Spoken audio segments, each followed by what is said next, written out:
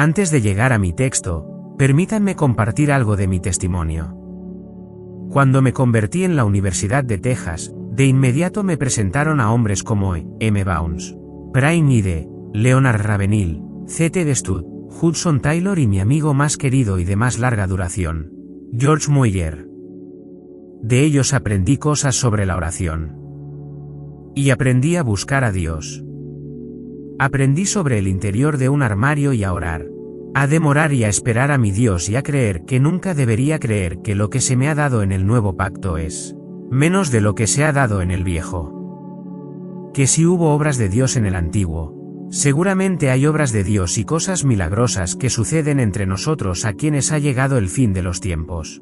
Que deberíamos esperar grandes cosas en respuesta a nuestra oración y que si nos demoráramos con él veríamos su poder y su presencia en nuestra vida. Pero a medida que salía a la calle a predicar, comencé como un predicador callejero. Por eso siempre les digo a los jóvenes predicadores que buscan un lugar para predicar que hay un púlpito en absolutamente cada esquina. Pero con toda mi oración y todo mi celo equivocado había muy poco poder.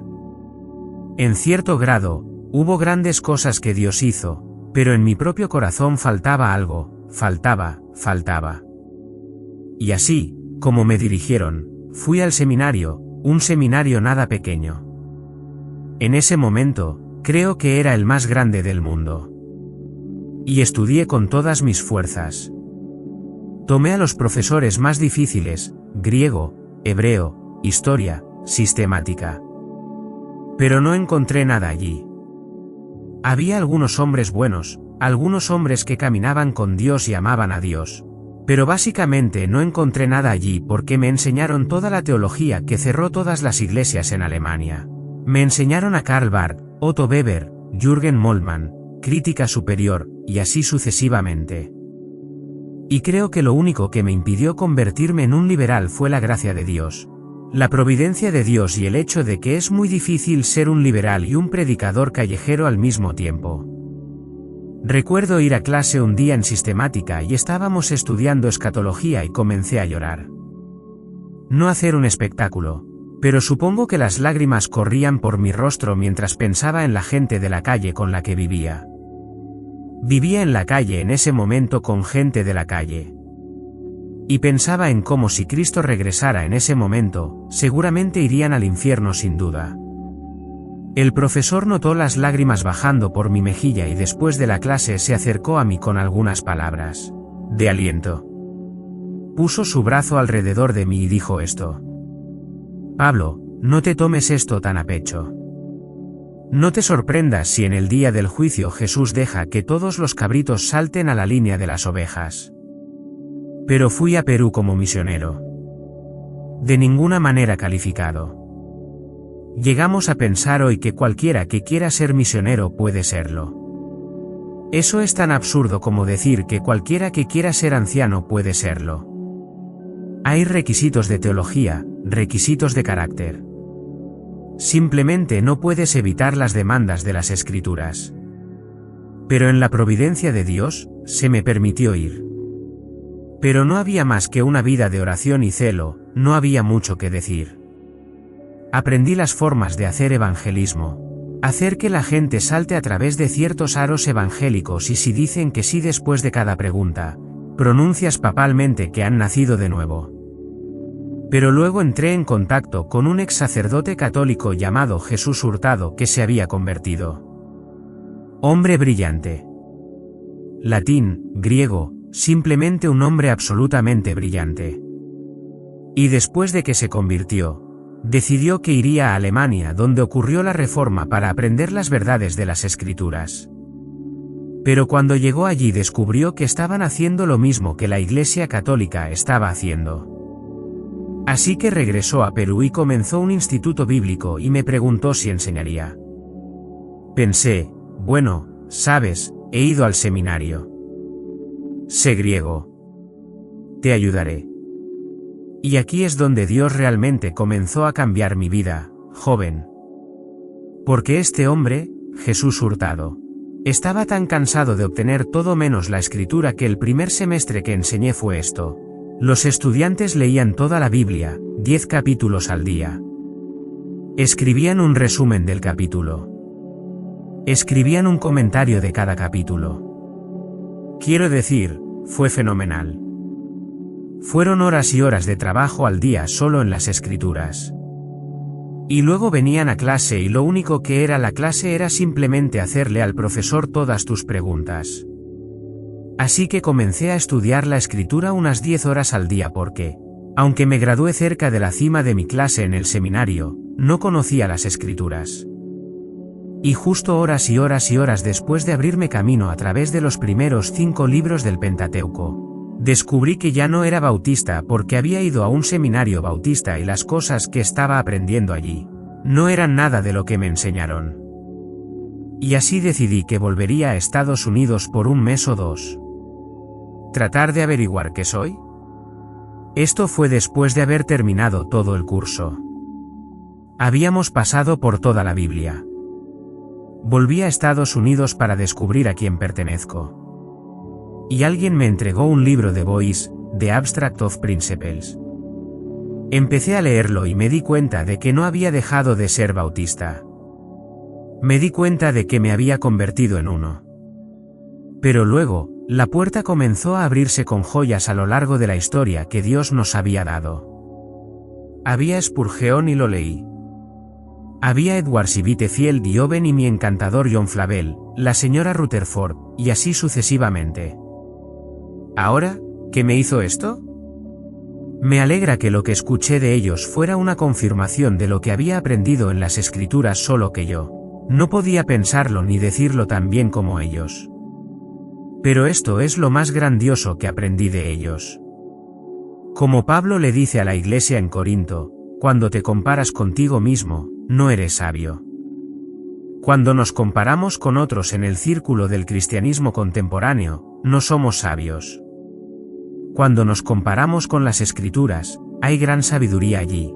Pero también hay el peligro de que si nos separamos de la historia interpretaremos las escrituras a través de los ojos de nuestra propia cultura. Pero cuando echamos un vistazo a lo largo de la historia cristiana y descubrimos a los hombres y mujeres de Dios, que Él más ha usado, que muestran mayores evidencias de piedad y el poder de Dios, y comenzamos a comparar nuestra teología y nuestra forma de vida con ellos, eleva el listón. Eleva el estándar. Y quiero alentar a los jóvenes y mujeres que desean ser misioneros. No es tu derecho. Es un privilegio. Como dije anoche, la gente no necesita tu vida y no necesita tu celo y no necesita todo tu empeño bien intencionado.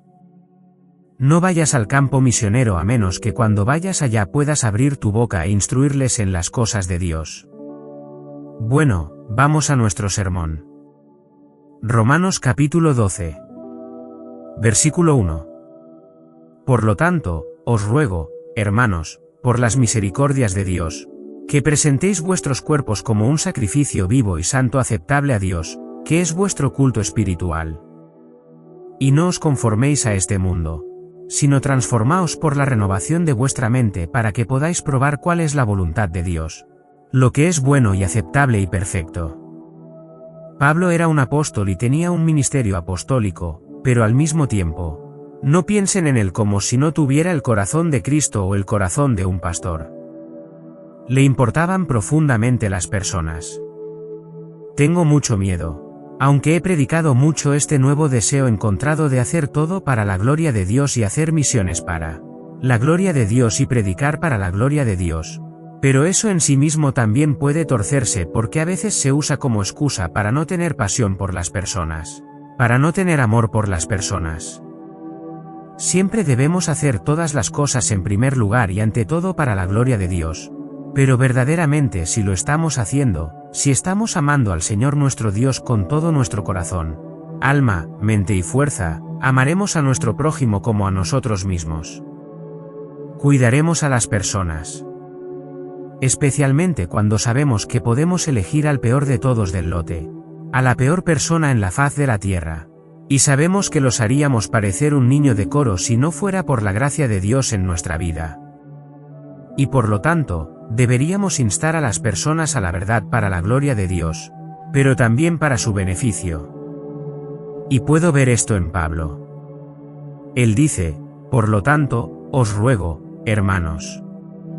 Una de las mayores necesidades en la iglesia hoy, mi esposa cuando llegó por primera vez a América, dijo que lo primero que notó es que parecía que los cristianos en América eran de piel muy fina.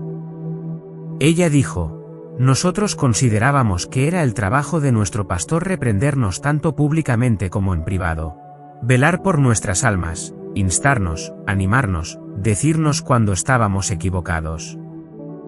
Parece que los cristianos estadounidenses no quieren tener nada que ver con esto. Consideran que es un ataque cuando en realidad es una de las mayores expresiones de amor pastoral que un hombre arriesgaría su relación para honrar a Dios y salvar almas. Y vemos esto en Pablo. Él está instando. No perderé el sueño esta noche porque a la gente en el mundo le falte autoestima.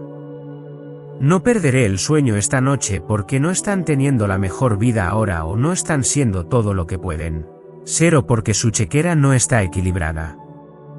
Perderé el sueño esta noche si pierdo el sueño esta noche porque los hombres estarán desnudos ante Dios y serán arrojados al infierno. Cuando predico y cuando tú predicas, ya sea aquí o en el campo misionero, no puedes simplemente pensar que eres solo un comunicador de la verdad y lo dejas ahí. Debes predicar como un hombre que muere a hombres que mueren. Y veo eso en Pablo. Había pasión. Había un instar. No se conformaba simplemente si predicaba bien o comunicaba la verdad. Anhelaba que Dios fuera honrado entre los hombres y anhelaba que los hombres fueran santos, que fueran como Cristo, y que pudieran regocijarse en el beneficio de su gran salvación. Deberíamos ser un pueblo entregado a instar a nuestros hermanos a una mayor y mayor piedad, a una mayor y mayor santidad, a abundar cada vez más en amor. Él dice, os ruego, hermanos. ¿Qué les va a instar a hacer? Hacer la cosa más difícil, escandalosa. En algunos casos algunos dirían pripastres, cosa que una persona podría instar a otra persona a hacer. Dar su vida.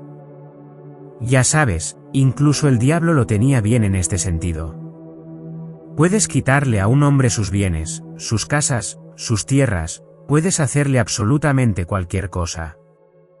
Pero en el momento en que toques su carne es cuando realmente vas a probar a este hombre. Dar un auto, una casa, un diezmo es algo pequeño, pero pedir a un hombre que entregue su vida.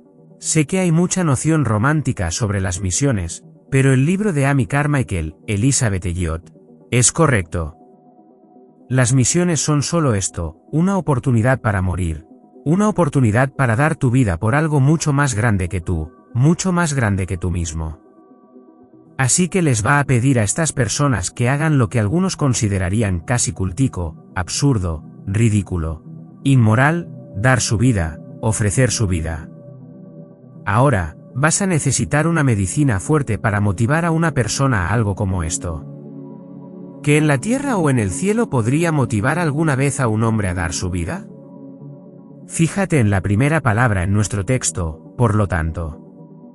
Y luego continúa cuando dice, por lo tanto, os ruego, hermanos, por medios, por las misericordias de Dios.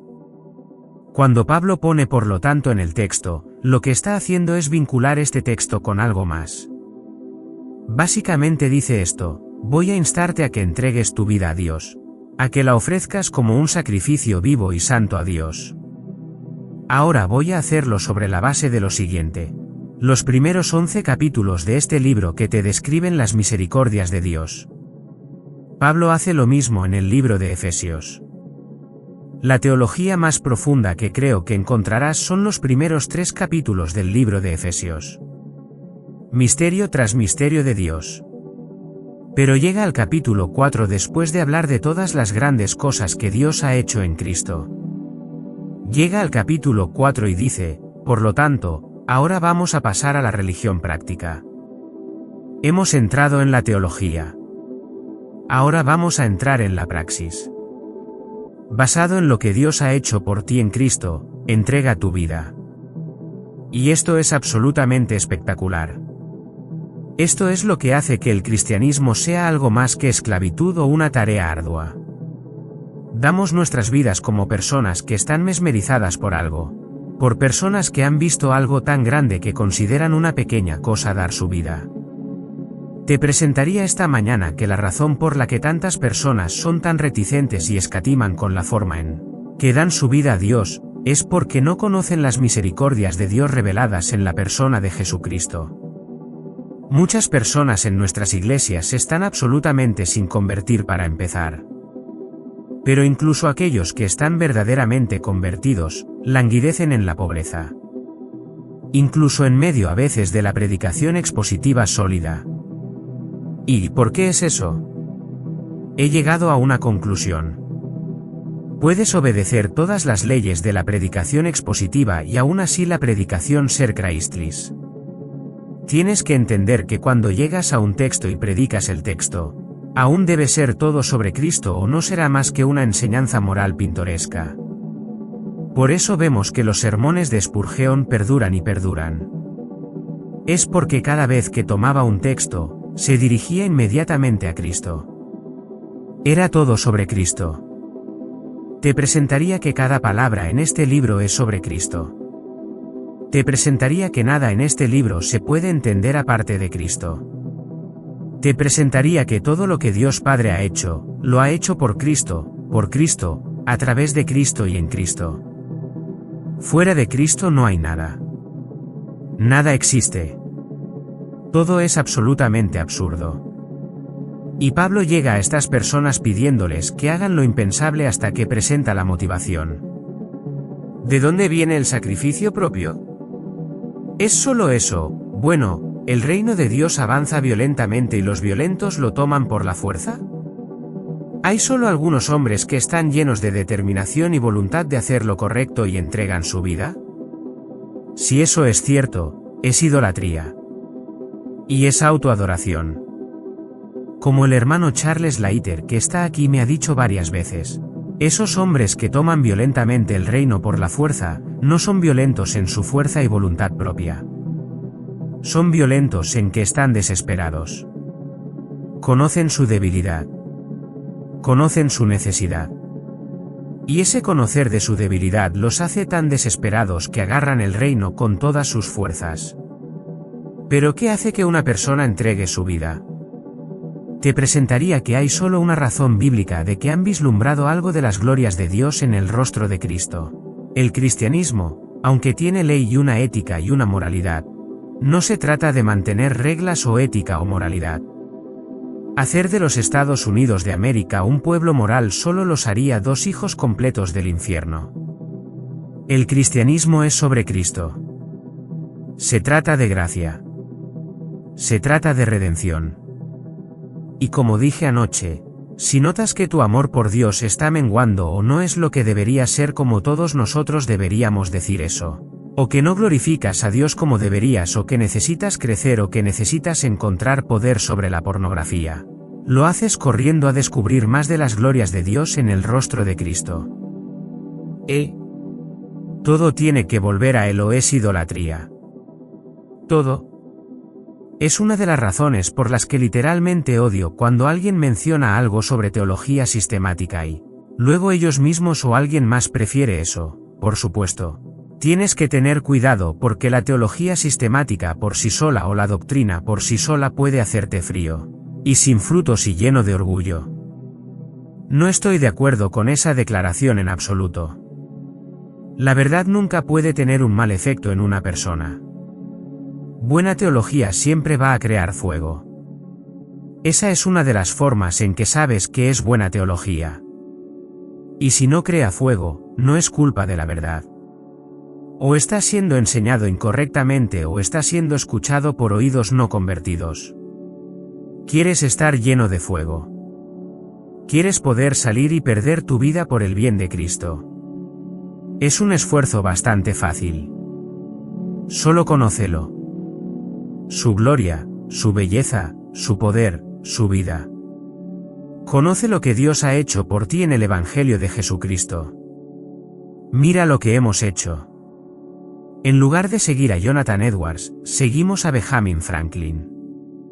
Hemos seguido el pragmatismo en lugar del pensamiento correcto. La Iglesia está en problemas. Entonces eso es lo que dicen de todos modos. El problema es que la mayor parte de lo que llaman la Iglesia no es la Iglesia y la Iglesia no está en tantos problemas como todos piensan. De hecho, la Iglesia hoy es absolutamente hermosa. Es gloriosa. Es humilde. Está rota. Y está confesando su pecado. El problema es que lo que todos llaman Iglesia hoy no es una Iglesia. Básicamente, en gran medida, lo que hoy se llama Iglesia no es más que un montón de gente de Iglesia no convertida con pastores no convertidos. Lo que tienes que ver es esto. Tratamos de ayudar a la gente dándoles principios. Y hay principios en la Biblia. Tratamos de ayudarles dándoles 10 formas de hacer esto y aquello y cursos de discipulado y todo tipo de cosas, para hacer crecer a las personas. Enséñales quién es Dios. Muéstrales las obras de Dios. Enséñales acerca de Jesucristo. El problema es que muchos pastores no pueden hacer eso porque es un trabajo duro buscar ese tesoro. Misionero. Si vas a contar algo en el campo, entonces ten esto en cuenta. Vas a ser hablado mal por todos los otros misioneros, igual que Prainide. Se decía que Prainide era perezoso en todo tipo de cosas porque todo lo que hacía era quedarse en su habitación y orar. Bueno, creo que si vas a ser un misionero de algún conteo, esto es lo que debes hacer. Quédate en tu habitación. No solo ores, sino estudia para que cuando salgas de esa habitación tengas algo que decir sobre Dios. Y para que puedas salir de esa habitación. Escúchame. He estado allí, lo he hecho, tengo la camiseta.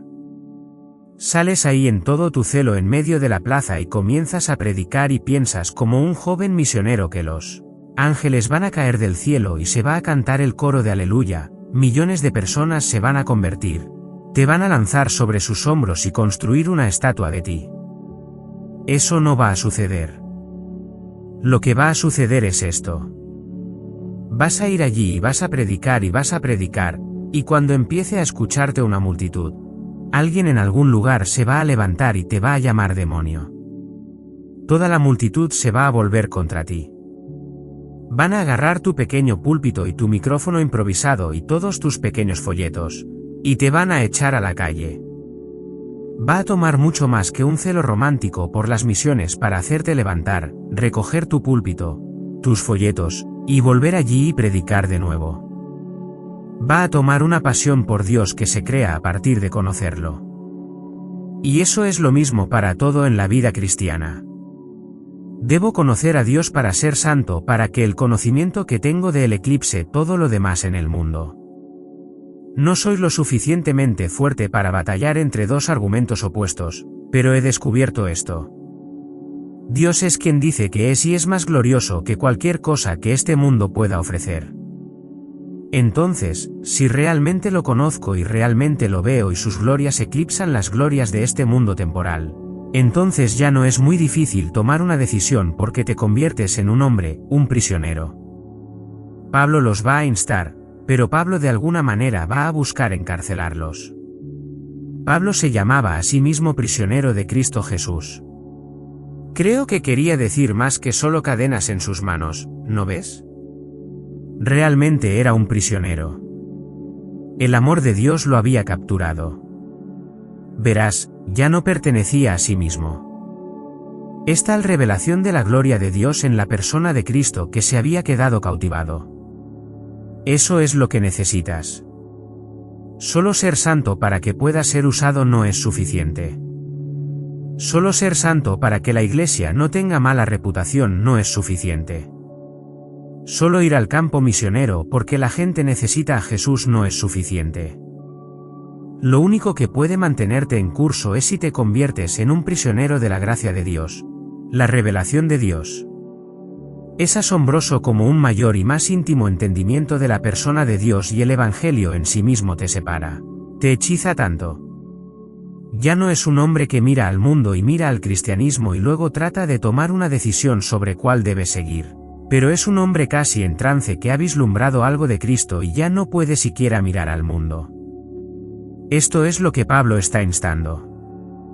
Dice, os ruego, hermanos, por esto, por el conocimiento de quién es Dios y la gloria de Dios en la persona de Cristo y su cruz. No voy a poder pasar estos 2 versículos.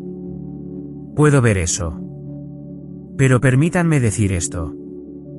La mayor enfermedad de la verdadera iglesia en América es que ella no conoce a su Dios. Junto con eso está esto. Lo llamo reduccionismo del Evangelio.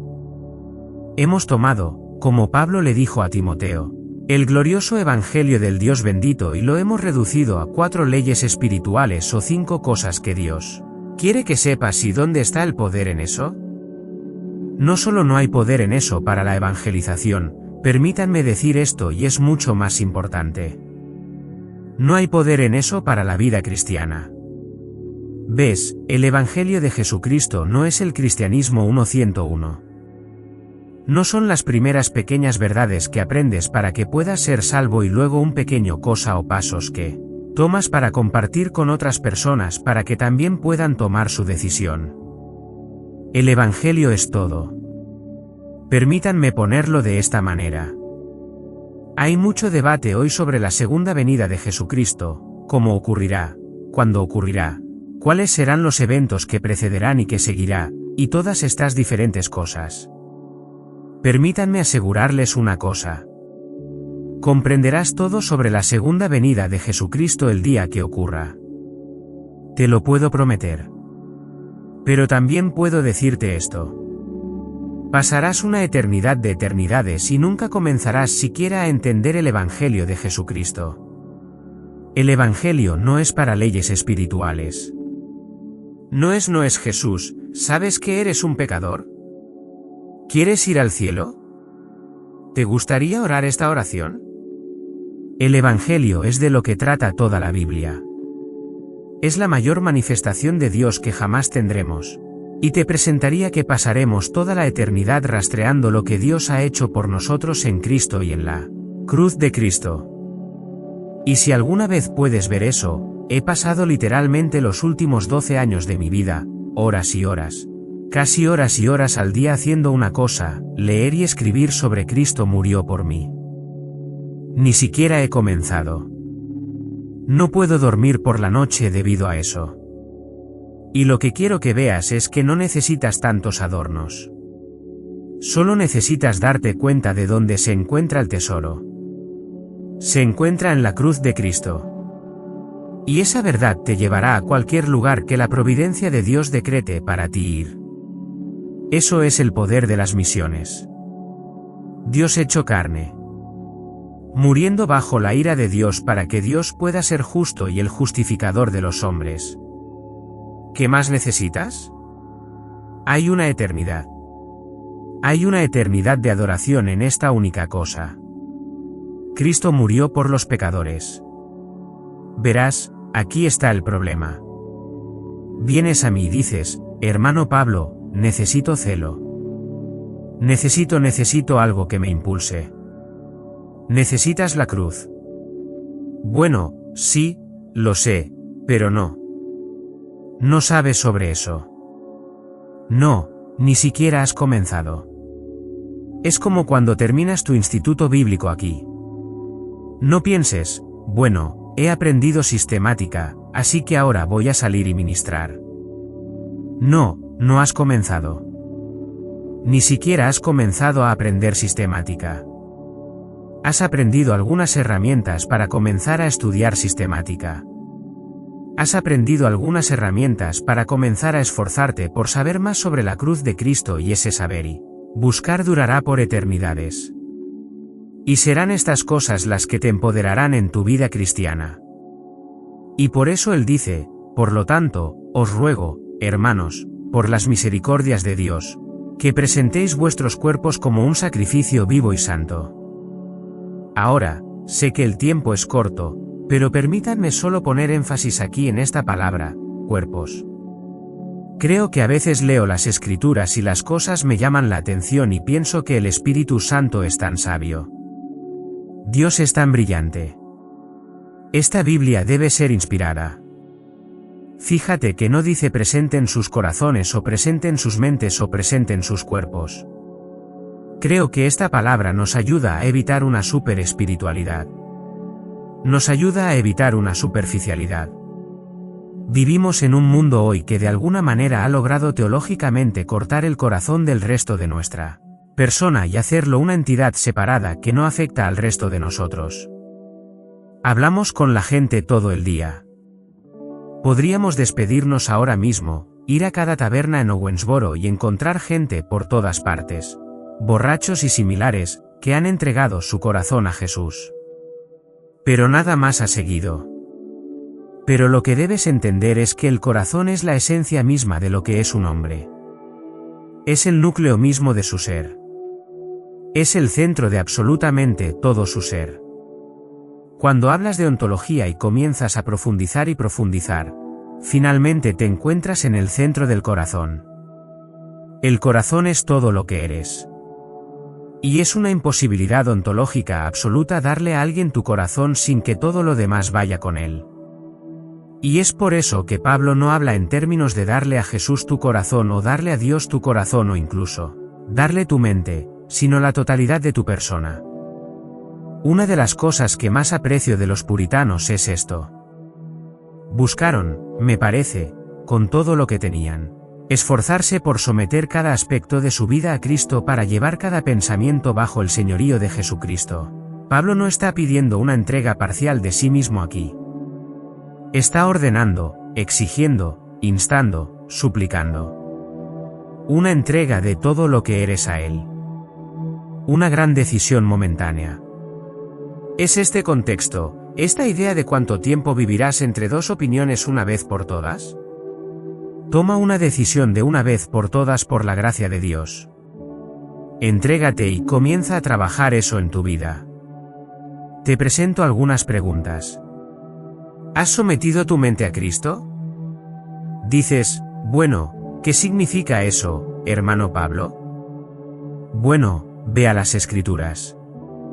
Lee a través. Me gusta esto mejor que usar un concordancia. Empieza en Génesis y lee a través de toda la Biblia y cada pasaje en las Escrituras que trata sobre la mente.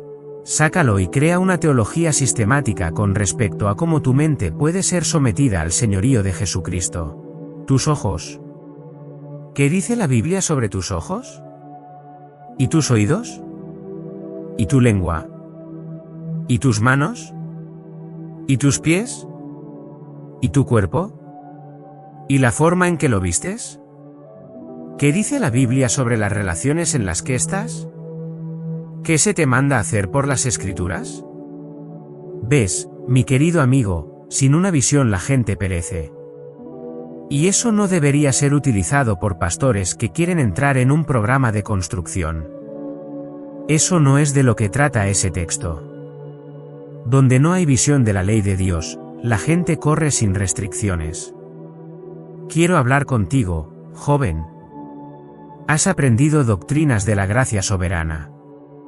Has leído a los puritanos. Felicidades. Has pasado por las Escrituras para descubrir lo que Dios dice sobre las relaciones y has buscado entenderlo y someter tu vida a ello en obediencia. Sé que sueno como un predicador fundamentalista de los años 60. Permítanme hacerles una pregunta.